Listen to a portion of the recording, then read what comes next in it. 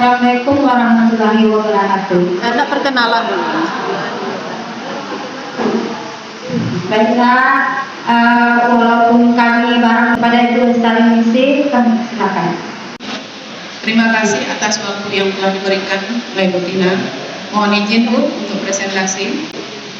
Baiklah Bapak Ibu, warga SMKN 2 Sawungko, saya tahu kondisi siang hari yang begitu panas dan jam tidur, jadi kami mohon ada kerjasamanya dan tanggapannya nantinya dalam sosialisasi budaya positif yang menjadi tuntutan daripada tugas LMS dari guru penggerak. Di sini kami mendapatkan dukungan daripada kepala sekolah dengan memberikan wadah untuk mensosialisasikannya. Baiklah Bapak Ibu, mungkin sama-sama kita ketahui bersama untuk hadir di sini sudah sangat menguasai dan sudah melaksanakannya. Tapi untuk kembali diingat dan kita tumbuhkan bersama. Jadi di sini budaya positif, nilai kebajikan dan keyakinan kelas yang akan kita sampaikan, di mana budaya positif sekolah merupakan budaya sekolah yang mampu mendorong nantinya semua warga sekolah untuk memiliki kebiasaan baik, kemudian kepribadian yang unggul dan budi pekerti. Di sini Bapak Ibu, insya Allah untuk SMKN 2 Sawungko budaya positif sudah kita jalankan. Mungkin di sini kembali kita tumbuh kembangkan. Jadi kami nanti di sini mengharapkan kesepakatan kita bersama, budaya positif yang telah kita jalankan selama ini kita jadikan suatu kebiasaan yang menjadi budaya positif dan menjadi kekuatan SMKN 2 Sawungko nanti. Kemudian untuk mencapai budaya positif tersebut, tentu kita sebagai guru mempunyai nilai-nilai yang harus kita tuangkan, di mana perwujudannya dari profil pemikiran dari filosofi Ki Hajar Dewantara, yaitu profil pelajar Pancasila yang memuat pertama beriman, bertakwa kepada Tuhan Yang Maha Esa. Untuk terbentuknya atau terwujudnya budaya positif yang nantinya akan menjadi kebiasaan. Nah, dari konsep Ki Hajar Dewantara, kita seorang pendidik diharapkan bukan mendidik saja Bapak Ibu. Jadi kami selaku guru penggerak kembali mendorong dan mengajak kita bersama-sama mengembalikan posisi kita sebagai guru adalah menuntun, di mana peserta didik kita ini kita tuntun dan kita bimbing ke arah pembelajaran yang maksimal kepada peserta didik dengan mengikuti gaya belajar peserta didik. Selama ini kita masih menetapkan aturan yang harus dilaksanakan oleh peserta didik. Dalam filosofi Ki Hajar Dewantara Bapak Ibu, ini sudah tidak dibenarkan lagi. Kita harus mengikuti gaya peserta didik, di mana peserta didik itu menjadi nyaman dan senang belajar di sekolah. Kemudian peran kita sebagai guru, khususnya kami guru penggerak, yang pertama adalah memimpin pembelajaran.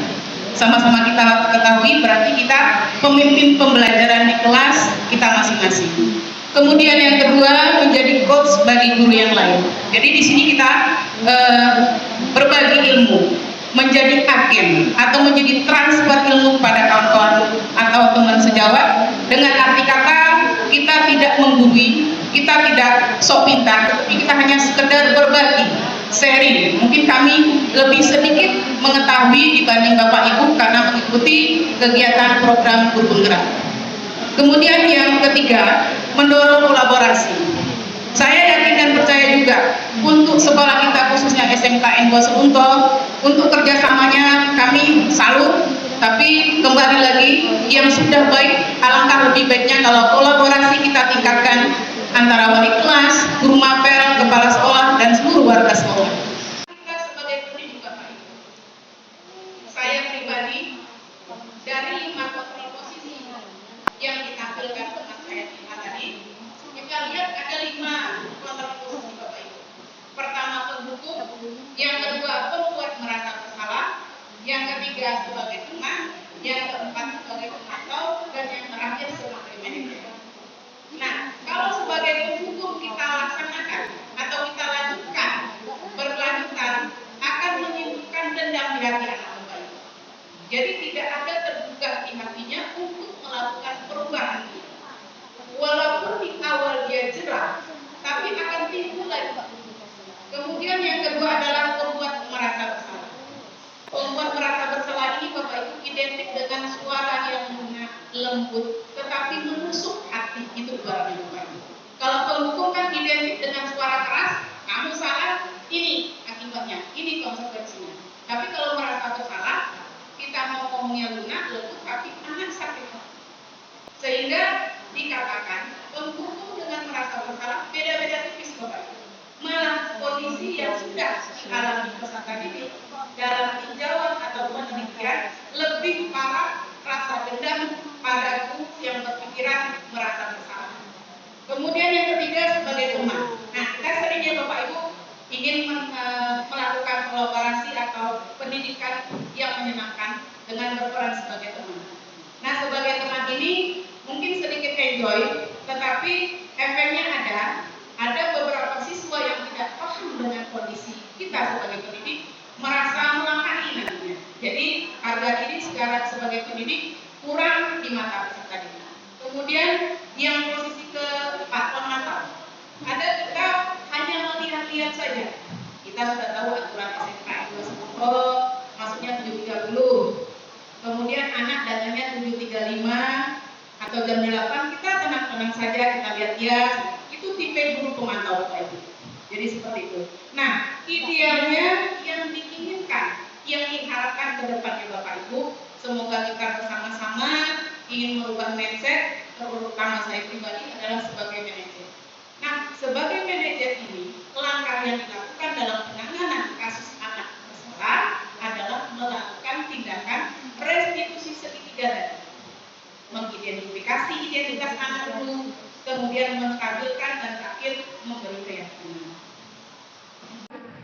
Untuk budaya positif tadi tidak terlepas daripada istilah hukuman, konsekuensi, dan restitusi. Mungkin sama-sama sudah kita ketahui juga kebiasaan yang sering kita lakukan atau mayoritas dari guru-guru seluruh Indonesia kita melakukan kedisiplinan dengan pemberian hukuman dalam wujud menjadi jerah. Gitu ya Bu Endang ya. Selama ini kalau ada pelanggaran anak identik dengan kita beri hukuman. Tujuannya adalah agar anak tidak mengulangi atau jerah. Jadi di sini hukuman dimaksudkan adalah suatu kebijakan satu arah saja. Jadi anak terpaksa menerima guru atau pihak sekolah yang membuat aturan. Kemudian kalau konsekuensi sudah mulai meningkat Bapak Ibu. Kita libatkan anak, sepakat kita membuat aturan, tetapi kembali 75% guru yang berperan penting menentukan aturan yang akan dilaksanakan oleh peserta didik. Nah, yang terakhir inilah yang diinginkan guru sekarang Bapak Ibu, yaitu adalah restitusi, di mana seorang murid atau pelajar yang melakukan kesalahan atau pelanggaran kita bina, kita tuntun agar peserta didik tadi menyadari kesalahannya dengan menumbuhkan motivasi intrinsik. Artinya kita gali atau kita tumbuhkan kesadaran dari peserta didik untuk menyadari kesadaran yang telah dibuatnya. Kemudian dalam penanganan restitusi tadi Bapak Ibu, kita memiliki 3 langkah. Yang pertama, menstabilkan identitas. Yang kedua, validasi tindakan yang salah. Kemudian yang ketiga, menanyakan keyakinan.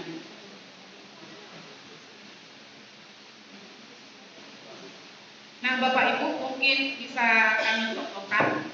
Di sini kami tulis sedikit bahasa Bu Dewi IQ sampel kan gitu ya Bapak Ibu. Kita misalkan kita menghadapi pelanggaran yang terjadi di sekolah kita, anak sering terlambat. Nah, biasanya kita anak yang terlambat mungkin kita suruh mengumpulkan sampah atau sejenisnya. Nah, sekarang yang diinginkan atau tuntutan atau idealnya seorang pendidik adalah melakukan langkah-langkah restitusi segitiga. Jadi yang pertama kita lakukan adalah kita mengidentifikasi dulu Bapak. Tentu kita tanya nama peserta didik, kemudian kelas, jurusannya. Kemudian langkah kedua yang kita lakukan, kita tidak menjudge anak Bapak Ibu, tetapi kita Assalamualaikum warahmatullahi wabarakatuh. Saya Ridho Albert, Wakil Kesiswaan SMKN 2 Solunto. Saya sangat mendukung atas paparan yang disampaikan oleh Ibu Lestari Ningsih tentang budaya positif di sekolah. Karena budaya positif sangat erat hubungan dengan perilaku dan disiplin positif peserta didik di sekolah. Mengingat masih banyaknya peserta didik yang disiplin karena takut dimarahi atau hanya menginginkan pujian dan penghargaan, bukan karena disiplin yang terbangun dari kesadaran dalam dirinya sendiri. Di sini saya juga dapat mengetahui bagaimana memposisikan diri sebagai guru, apakah sebagai penghukum, apakah sebagai teman, pemantau, atau idealnya sebagai manajer. Sehingga kami juga tahu bagaimana menanamkan dan menerapkan budaya positif sesuai langkah segitiga Restisius yang nantinya akan menjadi kebiasaan dan budaya positif sekolah, serta dapat meningkatkan kedisiplinan dan prestasi peserta didik kami di SMKN 2 Solunto. Terima kasih. Assalamualaikum warahmatullahi wabarakatuh. Saya Diwa siswa SMK 2 Solunto kelas 10 DPIB tadi telah belajar informatika dengan Ibu Lestari Ningsih. Masalah saya tadi tidak mengerjakan tugas karena sakit dan kelelahan. Saya tidak dimarahi, tapi saya dinasihati dan diajak untuk memperbaiki kesalahan saya. Jadi saya merasa senang dan akan memperbaiki kesalahan tersebut dengan kesadaran diri dari saya sendiri. Terima kasih Bu Lestari. Assalamualaikum warahmatullahi wabarakatuh.